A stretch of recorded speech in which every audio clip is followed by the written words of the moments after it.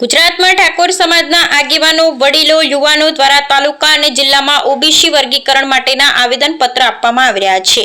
દરેક મિત્રો પોતાના તાલુકા અને જિલ્લામાં ધારાસભ્યશ્રી અને સંસદ સભ્યશ્રી તેમજ કલેક્ટરશ્રી અને પ્રાંતશ્રી અને મામલતદારશ્રીને ઓબીસી વર્ગીકરણના આવેદનપત્ર આપો એવી વિનંતી, જેથી ગુજરાતમાં વહેલામાં વહેલી તકે ઓબીસી વર્ગીકરણ અમલમાં આવે તેવું તારક ઠાકોર, ગાંધીનગર અને ગુજરાત ઓબીસી અનામત વર્ગીકરણ સમિતિનું કહેવું। Bureau report Vijaysinh Sodha, Kheda.